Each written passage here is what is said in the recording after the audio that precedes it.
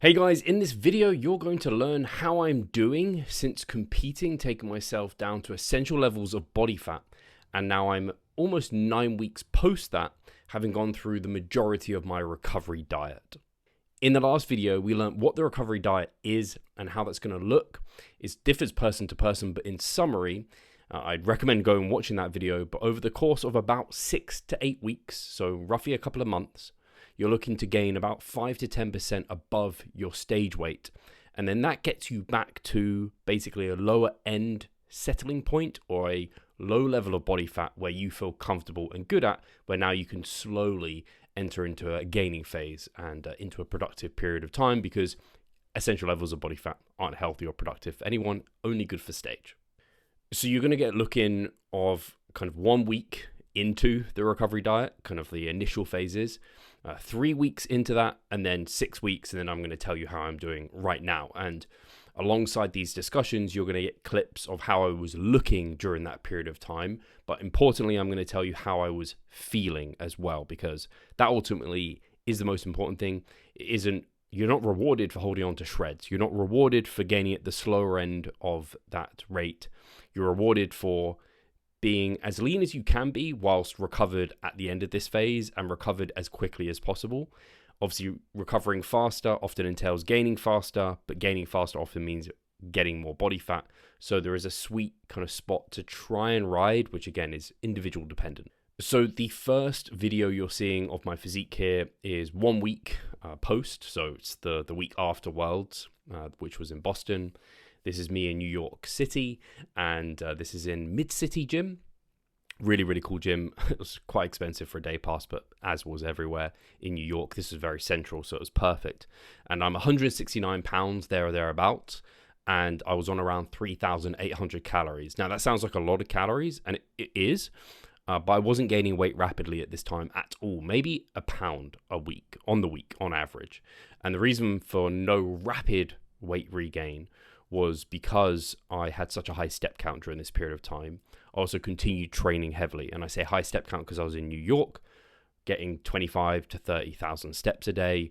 And so whilst I was able to have such a large calorie intake, I was able to enjoy some kind of pizza, some bagels, and a variety of different great New York foods. But that had to be accompanied by periods of time fasting. It had to be accompanied by lean protein sources that I was supplementing with, and also things like, hey, I'd go to like a Whole Foods and buy like a bag of carrots just to kind of abate my appetite. And I wasn't full of energy. I didn't feel absolutely amazing at this time. I got initial rebound of energy levels after a few days. Training started feeling much better. My sleep was always good, but my hunger, food focus, and kind of libido were in the gutter, not in a great place, to be honest with you. The next clip you're seeing of me is 3 weeks post show, and I was around 172 pounds. So gained another 3 or so pounds at this point, 3 weeks later. And again, that had my rate of gain at about a pound a week. I was in around 3,000 to 3,200. These got brought down because I'd kind of got that initial bump in food and quite a bit of recovery and improvement there. I probably would have been a bit more assertive and kept calories a bit higher, but I was working with Cliff at this time, and he puts a real precedence, as I've mentioned many times, on staying on the leaner side. And at this point, as you can see, I'm still incredibly sharp and lean, and things continue to slowly improve. I was really, really glad that my training was so fun and productive, and I had really good energy levels, and my sleep was good, because they're kind of, when I think about Maslow's hierarchy of needs, there's some things you really need to have in place. But I still had decent levels of food focus, hunger, and again, zero real libido at this point. It had improved a little bit, but not a huge amount. And the reason I reference those particular things in terms of libido, hunger, food focus, energy levels, mood, and training are because they're kind of some of the diet fatigue factors that I want to see ameliorate, get better, ameliorate, by the end of this recovery phase. I want them almost back to normal, basically, and baseline. So that's kind of where I was there. Then you've got me 6 weeks post-show. I was now up at 175 pounds, so another 3 pound gain, basically. This was after Christmas, after New Year's and everything, so all the challenges that kind of brought, because I wasn't at home in my normal environment at this time. I was at my partner's, basically my mother and father-in-law's place, and having Christmas with them. And I did see a bit of a jump in scale weight this time. It had kind of been quite stable. My food actually didn't really change at this period of time. It maybe got up to about an average of 3,300 calories, maybe 100 calories more. But I then had brought that back down because my weight continued to quite rapidly go up. And as you can see, I'm gaining on average like about a pound a week during this period of time. So yeah, it's kind of, I tend to like a recovery phase to have kind of a bit rapid at the start, and then it kind of taper off. And it kind of wasn't tapering off, but also I was recognizing that things still weren't recovered at this point. So I didn't want to pull back too much, even though I was gaining at quite a rapid pace. So that's where I was at 6 weeks post-show, and I have a bit of a comparison for you. So here you can see the same shots as you saw, but the interesting ones are these ones. So looking at my physique left to right, this was 168 pounds 1 week out, and 175 pounds 6.5 pounds later. Was this 6.5 weeks later? I think it actually pretty much was. So yeah, at this point, you can actually see how much fuller I am. Now, you have to bear in mind, on the left, this was me basically at almost my most depleted. It definitely wasn't my most depleted, but it was pretty damn depleted. I was in a depletion period, so bringing down carbs, in quite a big calorie deficit and all of that. But this is like on the right, full of glycogen, actually in a surplus, of course.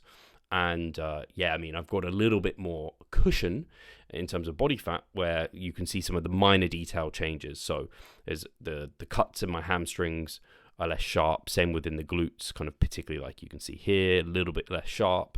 My back is so much fuller, but you don't quite get to see the difference in detail via these photos as you would via if you were in person with me. Because if you just look at these photos, you'd just be like, dude, you look so much better on the right. Somewhere something of interest is you don't tend to gain body fat equally, and it's sometimes equally across your body, and sometimes you can gain it in a bit of a weird way. So I actually gained a lot on my front here, so across my chest, across my kind of stomach area, and across my back probably. My legs still stayed pretty lean, but I can see like there's a little bit less vascularity through my legs here versus here. And like my obliques are a little bit sharper, my kind of chest and abs are a bit sharper. Again, these are things I can kind of tell, but like look at the delt size comparison here. Look at the arm size comparison. It's absolutely wild. And like here, really fullness through my delts, my chest. But you can see here, I don't know if it shows up on the camera so well, but I can see like faint striations coming through here, which have disappeared completely on this side. I've got like a bit of a striation here, but they aren't kind of all the way through the pec as they are here. Like my skin is super thin, as they would say, on this side. And yeah, just that little element of sharpness that I'm holding on to that I lost here. But for heaps more fullness, like my back just looks so much wider, my arms look so much thicker, and I do but it's a bad comparison because it's depleted. So if I had like me carved up and everything, that would be a good comparison. But me and Cliff both kind of confirmed that we probably took it a bit too far in terms of dieting down, and that's fine. It was kind of a risk that we made, and it was always good to have these lessons and learnings, and it means already I know I can come back better. So that's where I was about 6 weeks. Now I'm 8 weeks post-show, and I'm 177 pounds. In fact, I was 178 pounds this morning, but on average, I'm hovering around 177 pounds. So another couple of pounds up. So that puts me up about 10 pounds from like true stage weight, where I'd say my true stage weight's around 170. So that would be 8 pounds. But 168 was like my average for that week. Or for Boston, where I stepped on stage like heavily depleted and having probably lost a bit of muscle and fullness alongside that. But anyway, about 10 pounds up thereabouts, which puts me about 6% up in terms of stage weight over the course of now like coming towards 9 weeks, so about 8 weeks. So I'm at the bottom end of that. And that makes sense because of, again, the precedence that Cliff put on staying on the leaner side during this period of time, even if it takes a bit longer. And at this point, I'm not working with Cliff anymore. I stopped working with him for like this. Basically in January, we stopped working together just because I just felt like I was comfortable to take the reins. Basically, he was just doing my nutrition, and it just felt needless at this point. I'd worked with him during my off season, previous to competing, kind of pre-prep phase, prep, and majority of the recovery diet. So I learned and took away what I kind of needed to. I didn't really need that accountability or support anymore. And so I can say now, in terms of those ratings for those kind of various diet fatigue factors, I put my libido as a 3 out of 5. It's not non-existent, but it's definitely not normal. So that still has a ways to go for sure. But my hunger, I would say hunger is maybe I wrote down 4. I'm going to give myself a 3 out of 5 for that, if I'm actually honest, because as many of you will know, as I get deeper into a mass, like my appetite just tanks completely, and I'm nowhere near tanking my appetite. I could eat plenty more if I wanted to. My food focus is a 3 out of 5 as well. So these are all on the lower end, and they need more time to recover. And I think ideally they'd be a bit more recovered than they are. Energy levels, though, I'd say just 5 out of 5. Mood, 5 out of 5. Like I'm very happy. Again, sleep, like training performance, all that stuff is really, really good. I couldn't be happier with all of that, which is great. And that's what's allowing me to be feeling okay about going a bit slower, but I'm not going to slow things down, even though I'm still on track to be gaining it pretty much close to £1 a week. I don't really want to slow it down whilst I'm still feeling like some of those things need to come up.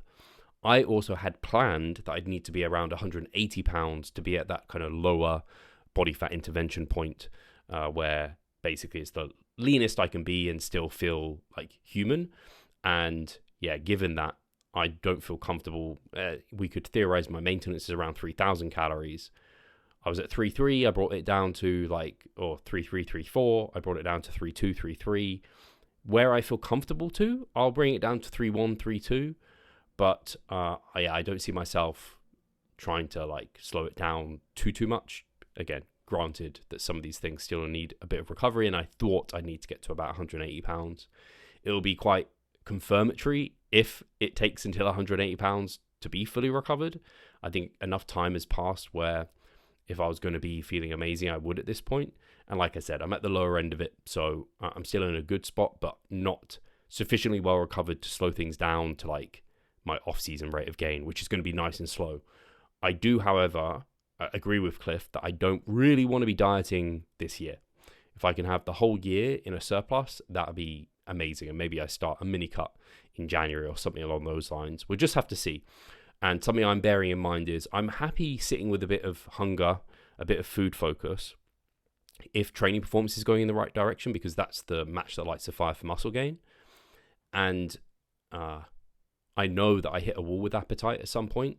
So rather than be greedy and just be like, oh yeah, I have an appetite for loads of food and let's just make sure I'm recovered, I prefer to extend the window before which I hit a wall of appetite. I do see competitors get into this situation where a number of months after their show, they're like, oh, I should do a mini cut. And some of them can do a mini cut because they're way over fat, they've overshot completely, and they've been eating tons of food and they now have no appetite, and so they need to kind of do a mini cut for that reason. Others, they still have an appetite, they can still eat plenty, but they've overshot their body fat and they shouldn't be mini cutting at all.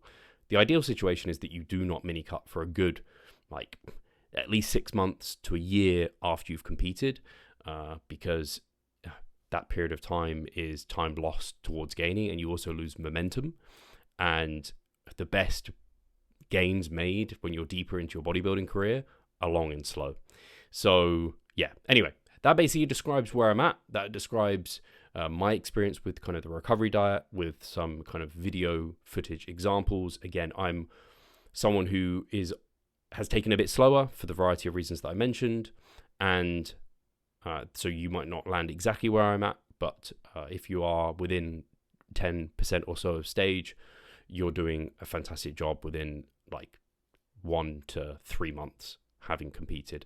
So yeah, you're onto a productive off season and you won't have to diet for a long time. So guys, hopefully that's been helpful.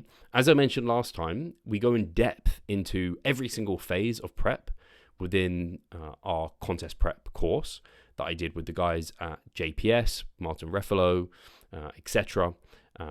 And also Eric Helms was on this project too, Brandon Kempter, And so I'd highly recommend checking that out. I will link that in the description if you're interested in it.